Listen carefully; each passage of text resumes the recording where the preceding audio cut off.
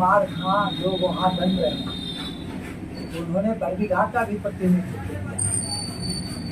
और बरबीघा के लिए उन्होंने क्या किया, उनके पूज्य पिताजी स्वर्गीय महावीर चौधरी जी बरबीघा में 1980 से लेकर 2000 तक हो रहे हैं विधायक, मंत्री भी रहे बरबीघा के ही जनता के चुनने के बाद।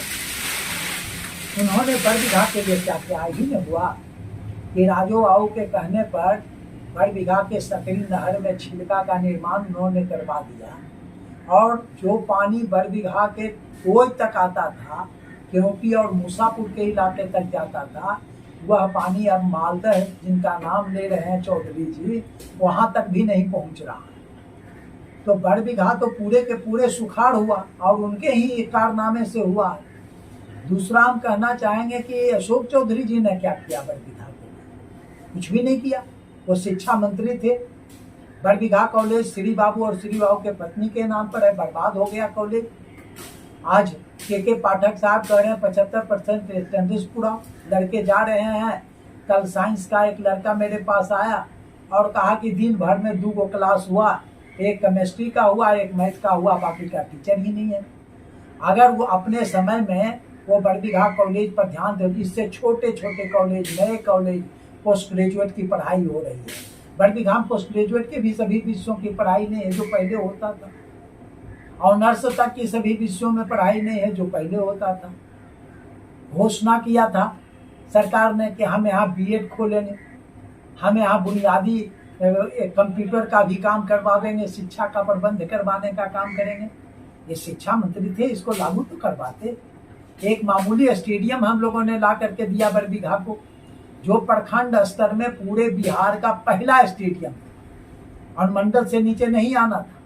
और उसमें अपने फंड से भी कनौजिया साहब ने 65 लाख रुपया दिया था, शेष तो सरकार का फंड था ही। बरबीघा कॉलेज में उसको लोगों ने बनने नहीं दिया। उन्होंने क्या किया, शिक्षा मंत्री के रूप में ये स्टेडियम बनवा देते। बरबीघा के लड़के भी आज एशियाड में आज जो पदक मिल रहा उसमें बरबीघा का भी नाम आता, यहाँ के लड़के लड़की भी एशियाड में ले रहे हैं। जो नहर मर गया, श्री बाबू ने जिस नहर को ला करके भागीरथ बनने का काम किया, श्री बाबू का नाम लेने का, लाला बाबू का नाम लेने का क्या हक है इन लोगों को? कोई हक नहीं है। वह नहर आज मृत प्राय हो गया।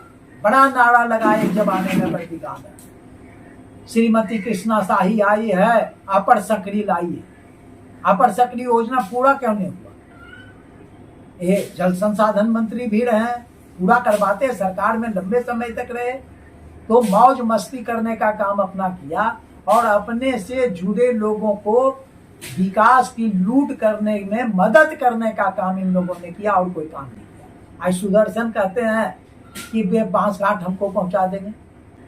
आपने केस वापस कर लिया, एक विधायक के टिकट के लिए आपने वापस किया केस, और आज कह रहे हैं कि ये बांसघाट पहुंचा देंगे, हमारे बाबा को पहुंचाए, हमको भी। केस किसने वापस किया? आपने न्याय तक उसको पहुंचने नहीं दिया उस मामले को। तो आपको क्या हक है कि अभी यह बात बोलिए? आए 8 साल उनको भी हो गया इस इलाके का प्रतिनिधित्व करते हुए।